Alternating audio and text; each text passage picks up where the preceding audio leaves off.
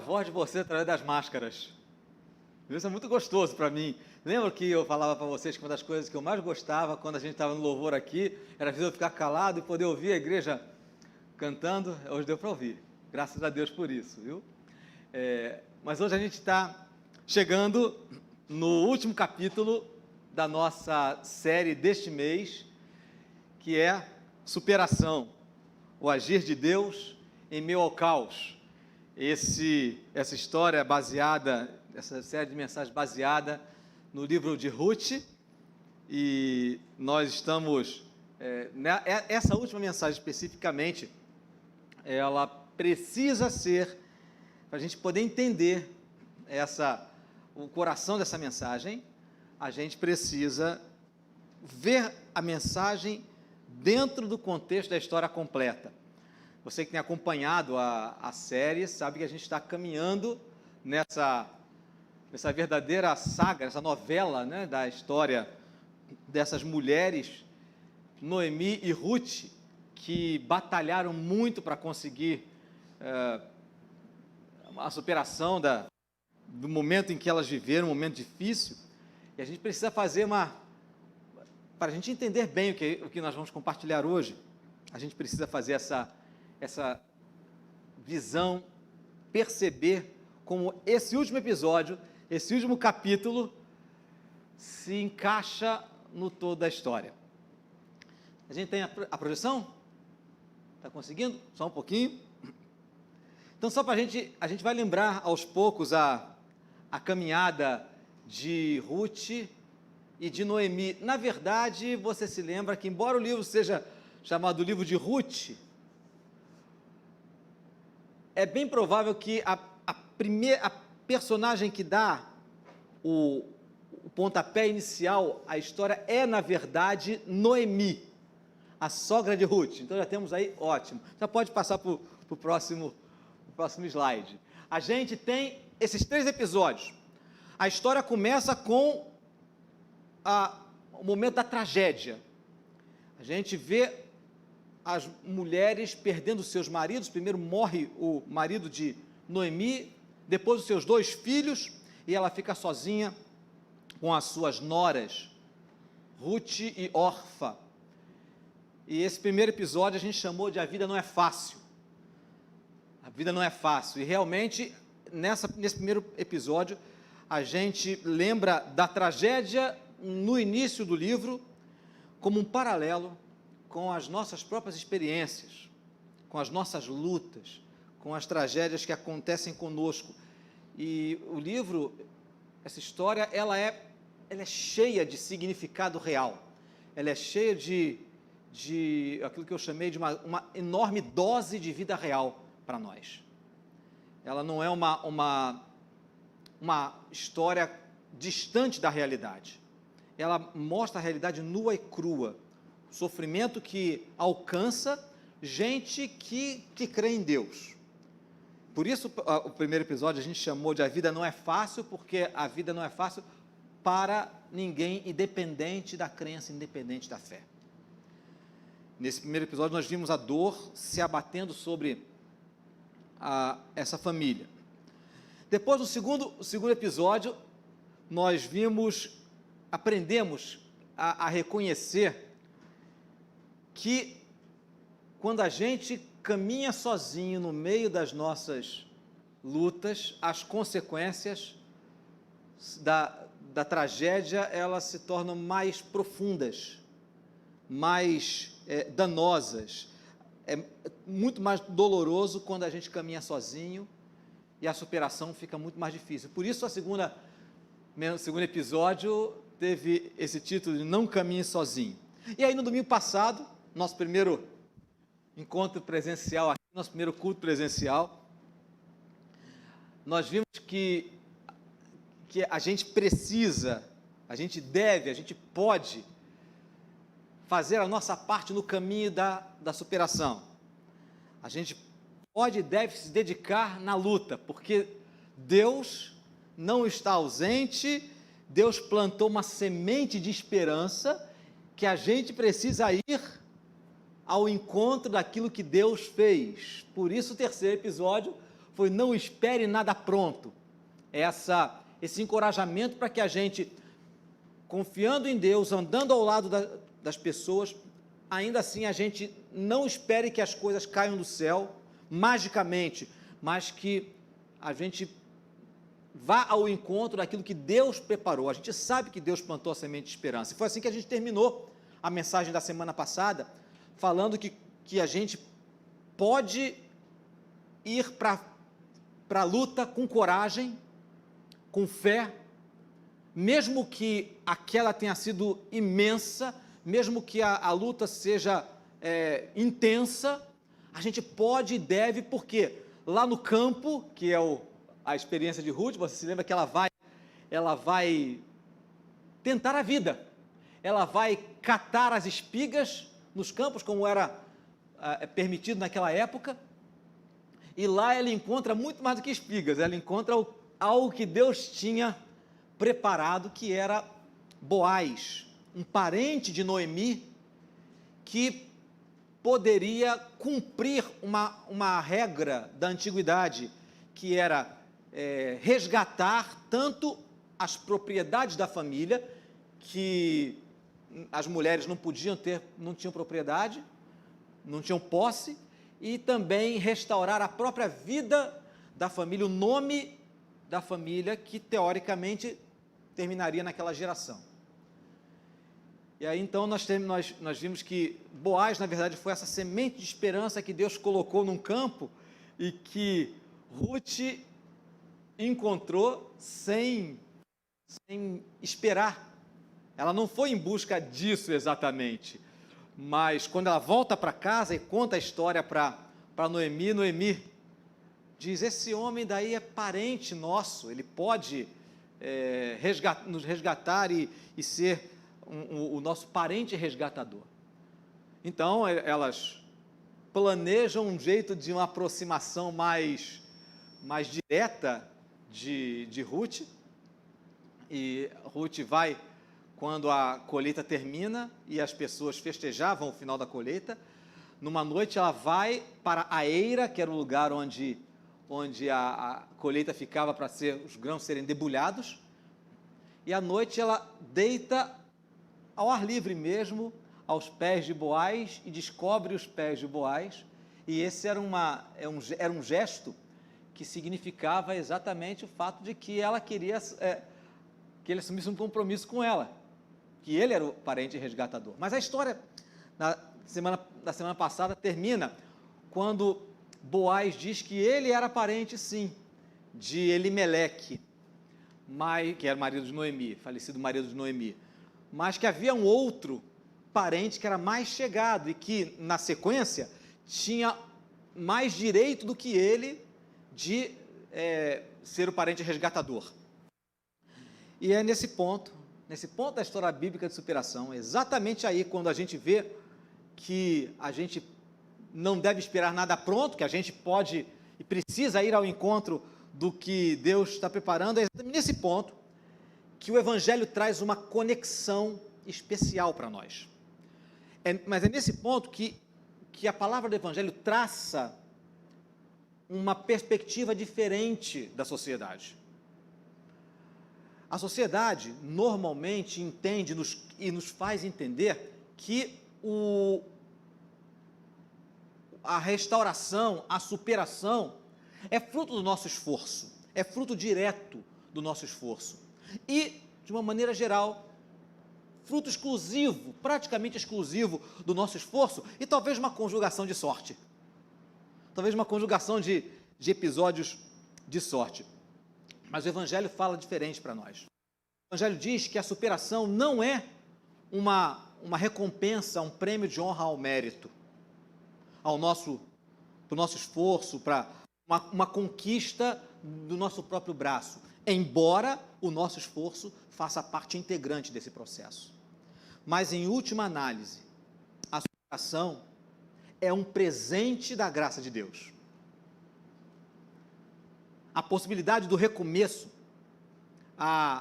o impulso, os passos que nós estamos dando e as sementes que nós podemos encontrar não são fruto do nosso esforço exclusivo, nem primário, mas são fruto da graça de Deus. Daí o tema de hoje, o tema da mensagem de hoje, que é: não é mérito, não foi mérito, é graça. Não foi mérito, é graça. Antes de nós lermos a passagem que dá continuidade ao acontecimento, ao processo que Boaz providenciou para que pudesse acertar a sua situação, eu quero te dizer que o alvo dessa nossa partilha hoje, dessa nossa mensagem, é nos fazer ver, nos fazer entender, mostrar que a forma que a Bíblia mostra, a forma de viver que a Bíblia mostra para a gente, é a forma mais maravilhosa e a forma mais realista que pode existir. Para muitas pessoas, viver de acordo com o que o Evangelho diz, o que a palavra de Deus diz, é uma coisa religiosa, uma coisa para iluminados, e assim mesmo não funciona muito bem nesse mundo tão duro e tão difícil. Não sei se você percebe isso na sociedade. Existe meio que um consenso com relação a isso, de que uma vida de fé, uma vida voltada para entendermos o que Deus quer de nós, o que Deus tem para nós, uma vida em que a gente procura perceber os sinais e os passos e as indicações de Deus para nos orientar para a caminhada, é uma coisa meio etérea, meio fora da realidade, uma coisa meio alienígena. Mas esses episódios da vida de Ruth, elas, na verdade, são uma metáfora de tudo aquilo que a Bíblia fala a respeito da realidade da vida e de como o método de Deus, que está na Bíblia, é uma forma absolutamente realista, não é uma fuga da realidade, não desconsidera o que a gente vive no nosso cotidiano, e é a forma mais maravilhosa e mais plena que se pode encontrar de se viver. Aquele que criou a vida, aquele que ainda hoje ordena a vida, e que vai fazer isso sempre, é aquele que dá para a gente a melhor maneira de viver nesse universo que ele criou. E que, embora seja um universo, um mundo distorcido por causa do pecado, Deus não se ausentou do mundo.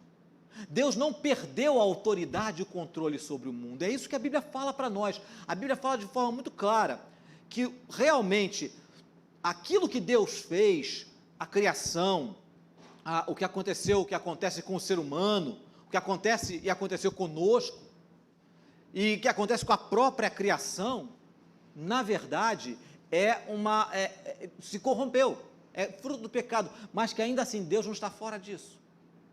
Deus não se ausentou. E Ele dá para nós a melhor maneira de viver, como a gente fala, sob a graça dEle, sob o Evangelho. Então, o objetivo dessa mensagem é esse, é a gente perceber com clareza como o modo que Deus traz para a gente de viver é um modo realista e profundamente maravilhoso, mais maravilhosa de existir, de viver. Então vamos agora ao texto bíblico, lá em Ruth, capítulo 4, versículos de 1, vamos lendo, nosso ponto final é o 17, mas nós vamos lendo por partes. Então esse primeiro episódio diz assim: Boaz foi até o portão, a gente se lembra que Boaz teve que fazer o contato com o outro parente resgatador. Boaz foi até o portão da cidade e sentou-se ali. Eis que o resgatador de que Boaz havia falado ia passando. Então ele o chamou: ó fulano, chegue até aqui e sente-se. Ele foi e se sentou. Então Boaz chamou 10 homens dos anciãos da cidade e disse: sentem-se aqui. E eles se sentaram. Essa era a maneira na antiguidade de montar um tribunal, um lugar onde as coisas eram resolvidas, na porta da cidade, com pessoas reconhecidas, anciãos, pessoas de respeito na cidade, e outras pessoas como testemunhas. Versículo 3. Boaz disse ao resgatador: Noemi, que voltou da terra dos Moabitas, pôs à venda aquele pedaço de terra que foi do nosso parente, Elimeleque. Então resolvi informá-lo disso e dizer a você: compre essas terras na presença dos que estão sentados aqui e na presença dos anciãos do povo. Se você quer resgatá-las, faça isto. Se não, diga para que eu o saiba, porque não há outro que possa resgatá-las, a não ser você, e depois de você, eu. Então ele respondeu: eu vou resgatar essas terras. Boaz, porém, lhe disse: no dia em que você receber essas terras da mão de Noemi, também terá de receber Rute, a moabita, já viúva, para perpetuar o nome do esposo falecido na herança dele. Então o resgatador disse: nesse caso, não poderei fazer o resgate para não prejudicar a minha própria herança. Em outras palavras, Rute era uma estrangeira e na mente desse homem, que nós nem sabemos quem era, ia manchar a linhagem, na verdade, da família dele.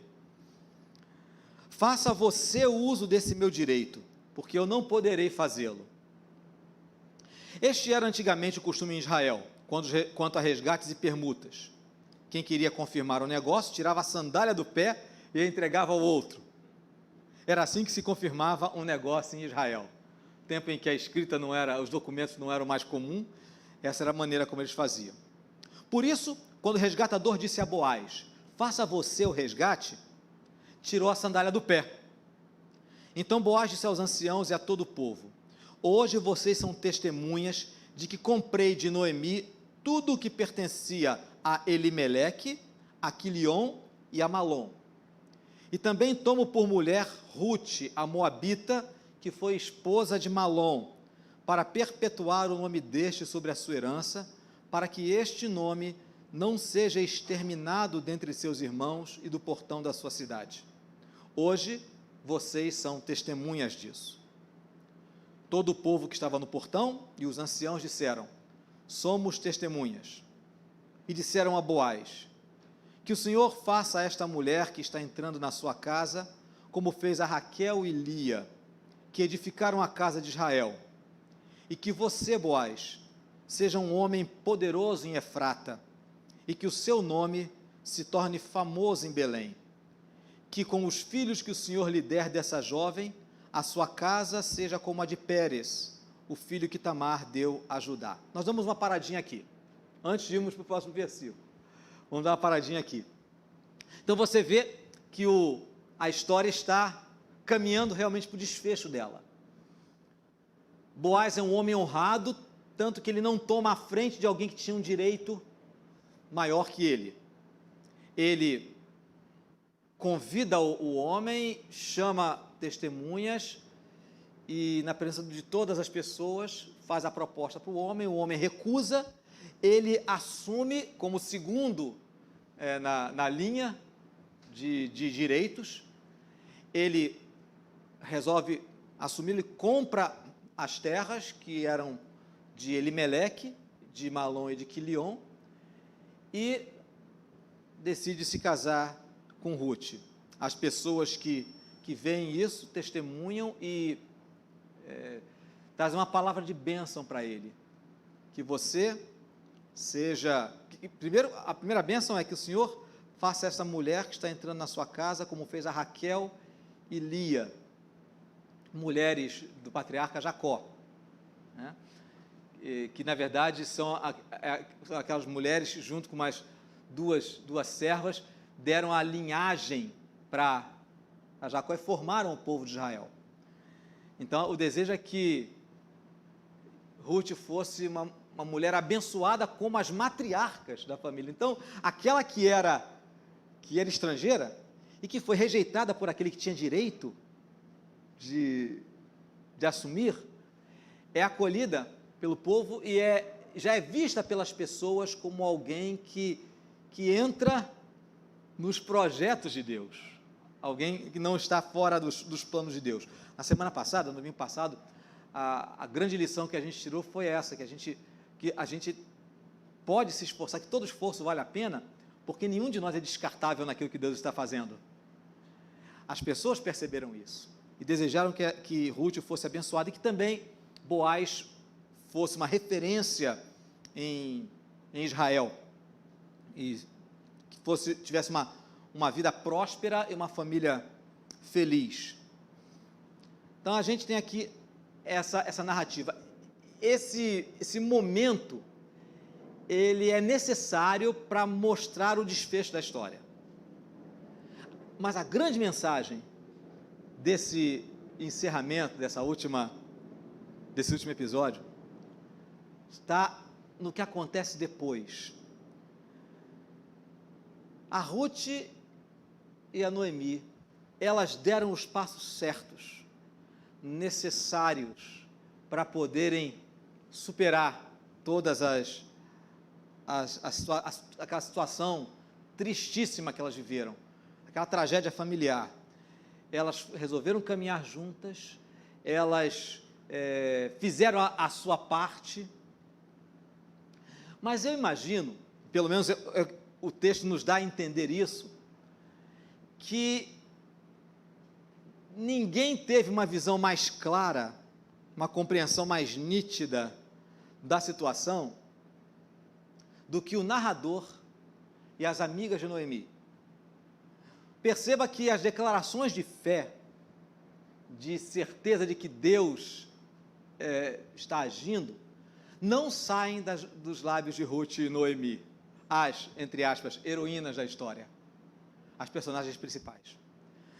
São o narrador e as amigas de Noemi que trazem para a gente o que na verdade estava acontecendo por trás dos bastidores dessa história. Quando a gente lê, por exemplo, o livro do Apocalipse, o livro do Apocalipse, que é tido por pessoas como um livro misterioso, assustador até mesmo, o livro do Apocalipse tem mais ou menos a mesma intenção que essas palavras das mulheres aqui.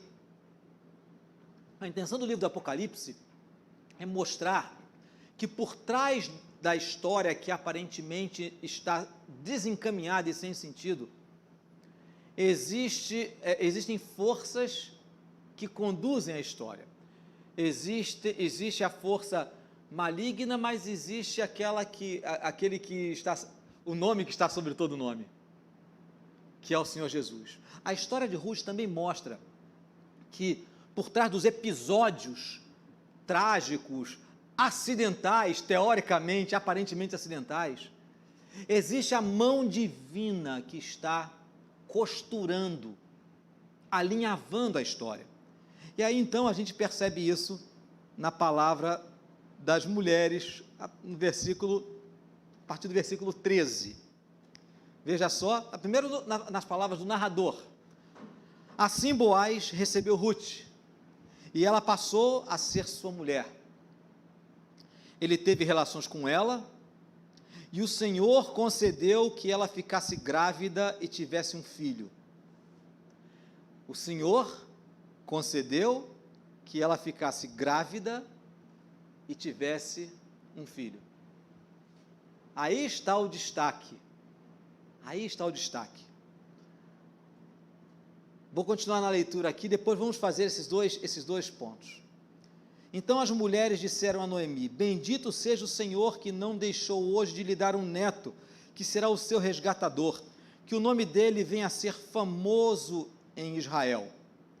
Nele você terá renovação da vida e consolo na velhice, pois a sua nora que ama você e o deu à luz, pois a sua nora que ama você o deu à luz, e para você ela é melhor do que 7 filhos. Noemi pegou o menino no colo e passou a cuidar dele. Não põe o próximo versículo agora não. Para agora no versículo 16. Agora eu quero voltar àquelas ênfases, a palavra das pessoas que perceberam a ação de Deus nessa história toda. A primeira é o narrador. Pode colocar o slide que eu fiz o destaque aqui para a gente. A palavra do narrador mostra para a gente que quem concedeu que Ruth ficasse grávida foi o Senhor. É o outro slide, é o slide que eu trouxe. Isso. Quem preparou isso de maneira que Ruth tivesse um futuro, que o seu próprio, que ela fosse amparada e que também Noemi fosse amparada e que o seu filho desse futuro para ela e para o nome da sua família. Foi o Senhor, não foi um acaso. Não foi o braço, não foram as ações certas de Ruth e de Noemi, não foi elas terem corrido atrás, terem feito o que precisavam fazer, que na verdade produziu essa graça, produziu essa bênção. Era necessário que elas dessem esses passos, mas quem coroou esse esforço com sucesso foi o Senhor. O Senhor concedeu que ela ficasse grávida e tivesse um filho. E as mulheres, as amigas de Noemi, que não são nominadas, a gente não sabe os nomes delas, mas elas têm uma palavra que salta aos nossos olhos. Bendito seja o Senhor, que não deixou hoje de te dar um neto, que será o seu resgatador. Quem lhe deu o neto, Noemi, foi o Senhor. Toda a história, perceba que até esse momento, na verdade até o momento da palavra das testemunhas, Deus praticamente só é citado na história negativamente. Quando Noemi, voltando para sua terra, diz que a mão de Deus pesou sobre ela, que Deus deu amargura a ela, que Deus tirou o que ela tinha de melhor. Durante toda a história, Deus está presente, mas ele é citado negativamente. Noemi não percebia que Deus estava no caminho. Ela só percebe, na verdade, quando Ruth encontra Boaz. E Noemi sabe que acidentes não são casuais. Na vida de quem confia em Deus, as circunstâncias não são casuais, fazem parte daquilo que Deus está fazendo. Então, veja, essa é uma verdade que precisa nos acompanhar, que em todas as situações, em todos os momentos, em todos os passos que a gente dá, o nosso braço se move, a nossa ação é necessária, mas, na verdade, é Deus que age. Então, eu queria trazer para a gente duas lições preciosas aqui, com esse acontecimento, com o final dessa história. A primeira é que, apesar das atitudes dessas mulheres, atitudes elogiáveis, e do protagonismo delas na luta para a superação, foi Deus que abençoou. Foi Deus que abençoou. Então, a primeira lição que a gente aprende é essa. Dê tudo de si para a superação. Dê tudo de si. Vá à luta com coragem. Vá em frente com fé. Vá em frente com todo o esforço necessário. Planeje, pense, mas saiba de uma coisa. O sucesso não é mérito próprio. Não é mérito próprio. É graça de Deus. É graça de Deus. O que a gente faz é necessário, mas quem coroa o nosso esforço é Deus. Na verdade, Ele não nos dá como recompensa pelo que a gente fez. Ele nos deu condições de fazer a nossa parte. Quando conversamos sobre isso, inicialmente na semana passada, eu lembrei a você que a graça de Deus está presente em tudo, em absolutamente tudo. A graça de Deus está presente pelo fato da nossa saúde ser preservada, da gente ter condições, o fato de se ter condições de ir à luta, é bênção de Deus, é graça de Deus sobre nós, porque Deus pode, por exemplo, nos tirar a possibilidade. Quantas pessoas adoeceram, quantas pessoas têm passado por dificuldades, mas se você tem condições, ainda que sejam pequenas condições simples e humildes de dar o seu passo, isso é graça do Senhor. Encontrar parcerias para caminhar é bênção do Senhor sobre as nossas vidas. A graça de Deus está presente não só coroando os nossos esforços, Mas, na verdade, enquanto a gente se esforça, a graça de Deus está ali nos dando condições. E é isso que o salmista vai nos ensinar num salmo até bem conhecido nosso, o Salmo 127. Você conhece esse salmo? Lembra dele? Se o Senhor não edificar a casa, em vão trabalham os que a edificam. Se o Senhor não guardar a cidade, em vão vigia a sentinela. O nosso esforço é necessário, mas se não fosse o Senhor construindo enquanto nós estamos construindo, enquanto nós estamos trabalhando, se não fosse o Senhor construindo enquanto nós estamos trabalhando, o nosso trabalho seria só esforço. Não haveria fruto. O Senhor está construindo. Então, por trás, até mesmo anteriormente ao nosso próprio esforço, está a graça do Senhor. Então, essa é a primeira lição. Mas eu quero agora ler o último versículo da nossa passagem, que é o versículo 17. O versículo 17 revela uma outra coisa para nós. Na verdade, segundo os estudiosos, essa é a razão do livro ter sido escrito, dessa história ter sido escrita. Versículo 17, ali está. As vizinhas lhe deram nome dizendo: nasceu um filho para Noemi, e o chamaram de Obed. E agora essa última linha. Este veio a ser o pai de Jessé, pai de Davi. Em outras palavras, Ruth é bisavó do rei Davi. Ruth, a estrangeira, a moabita, a que, se a graça de Deus não a tivesse alcançado lá em Moabe, através de uma família israelita que foi para lá, e um dos filhos daquela família se casou com ela, ela não teria esse futuro.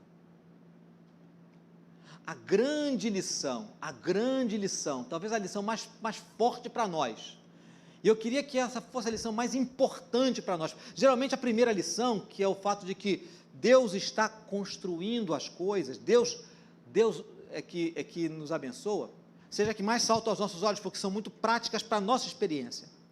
Mas a segunda lição é uma lição que nos escapa muitas vezes e que, sem dúvida nenhuma, é o que nós deveremos ver como mais forte para nós, mais amplo, nos dá uma visão mais larga.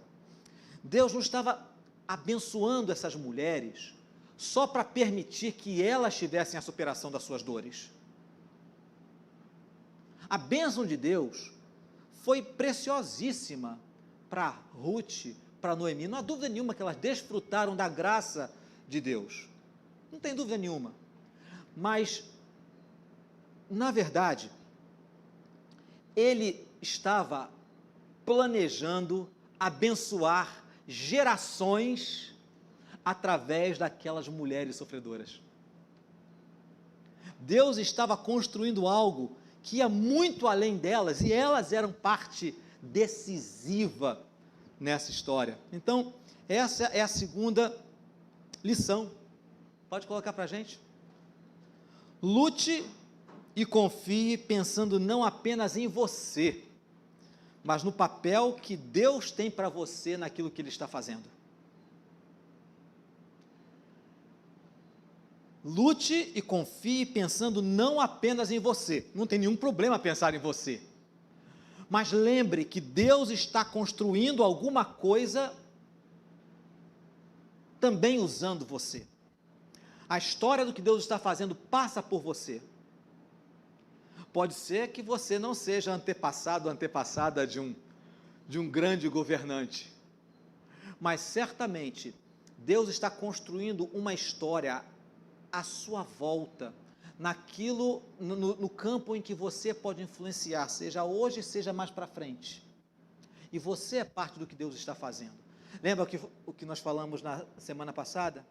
Nenhum de nós é descartável naquilo que Deus está fazendo. Nós vivemos numa sociedade muito autocentrada, muito egocêntrica, em que as pessoas pensam no seu sucesso, na sua felicidade, no seu desenvolvimento pessoal. Isso não há problema em pensar nisso, só que a sociedade está concentrada nisso, está focalizada nisso, e nós somos contaminados por esse sentimento, de que nada é mais importante do que a minha vida individual, do que a minha vida pessoal, do que a minha individualidade. Mas o que a Bíblia nos diz, o que o Evangelho sempre nos falou, é que a história de Deus passa por dentro de nós, molda a nossa vida, dá sentido à nossa vida. Deus cuida da vida de cada um de nós, mas a nossa vida não se esgota em nós mesmos. Deus, o Supremo Senhor, o dono de tudo, Ele constrói algo infinitamente maior e nos tem como parte dessa história. Todas as pessoas que percebem isso, por mais humildes e simples que sejam, elas se tornam pessoas que influenciam, abençoam e transformam a vida dos outros. E mais, como um efeito colateral, encontram sentido para a sua própria vida. Encontram aquilo que todas as pessoas buscam: realização e felicidade. Na verdade, a realização e a felicidade não se encontram se procurando por elas. A realização e a felicidade se encontram quando a gente percebe como Deus é bom, está construindo a minha vida e está usando a minha vida para construir uma história maior do que eu mesmo. É assim com você. É assim com você. Pode ser assim com você. Isso não é uma experiência para poucas pessoas, mas todos aqueles que entendem o Evangelho de Jesus Cristo, entendem que experiências dolorosas ou vidas pequenas podem ser instrumento nas mãos do Senhor, esses encontram significado para a vida. Não foi assim com Jesus? Experiência dolorosa a que Jesus viveu. E através do sofrimento, por meio do sofrimento, Deus construiu uma história muito maior. É claro que nós não podemos comparar a nossa história com a história de Jesus, mas nós entendemos que Jesus é o protótipo de Deus para nós. Deus está fazendo isso. Para a gente concluir, eu queria lembrar o que eu falei lá no início da mensagem. Falei que o alvo dessa mensagem hoje é mostrar para a gente que a maneira de nós vivermos, segundo Deus, é a maneira mais realista e mais maravilhosa que a gente pode descobrir. Você consegue perceber isso? Consegue perceber que Deus não diz: fecha seus olhos para o que está acontecendo e creia só em mim. Deus nunca disse isso. Deus sempre nos disse para nós não termos medo. Jesus foi muito claro quando ele falou: olha, no mundo vocês passam por aflições. Quando você lê a sua Bíblia direitinho, você perceba que ele não diz que nós vamos passar por aflições. Jesus fala para pessoas que estavam passando por aflições. Jesus diz: no mundo vocês passam por aflições, mas não desanimem. Eu venci o mundo. Eu venci o mundo. Na verdade, essa vida real e plena de significado é a vida que todas as pessoas desejam viver. Todo mundo procura isso. Todos nós, sem exceção, todo ser humano, mesmo que não saiba, mesmo que seja inconsciente, deseja ter essa vida onde cabe todo o esforço para superar, para vencer, para se reerguer, mas a vida que Deus propõe é uma vida que reconhece que nada é fruto do mero esforço humano, mas que a mão poderosa, sábia, amorosa de Deus que está alinhavando tudo, que está costurando tudo. Quando nós vivemos nessa trilha, desse jeito, quando a gente tem essa consciência produz o melhor tipo de ser humano que se pode imaginar. Produz gente sensata, produz gente que sabe sofrer, que chora, gente que não ignora a sua própria dor, mas que toma decisões sábias, que não se deixam consumir pela dor. É gente que reconhece suas fraquezas, reconhece os seus limites, as suas dificuldades, mas que sabe que pode continuar com coragem, com fé, debaixo da poderosa mão de Deus. É gente normal, mas gente equilibrada, gente sensata. E eu diria que esse é um tipo de vida que equilibra de uma forma linda duas coisas que são muito difíceis de serem encontradas, que é a força, a resiliência, sem arrogância. Isso produz gente assim, gente que é forte, mas que não é arrogante, e que ao mesmo tempo é humilde, sem ser derrotista e sem ficar choramingando pela vida. É esse equilíbrio que a gente busca. É esse equilíbrio, sermos pessoas fortes, que sofrem sim, mas que são resilientes, que se levantam novamente, mas que não são arrogantes por causa disso. Não ficam fazendo bandeira do seu empoderamento, porque sabe que a sua força não é própria. Que se o Senhor não tivesse edificado, não tivesse dado força, a gente não teria força nenhuma. Basta um pequeno vírus para nos derrubar. Por isso, somos fortes, podemos ser resilientes sem ser arrogantes. E ao mesmo tempo mantendo o coração humilde, sabendo o nosso lugar naquilo que Deus faz. Mas nem por isso a gente se sente humilhado, derrotado. Humildade não é sinônimo de derrotismo. Humildade não é sinônimo de choramingo, de mimimi.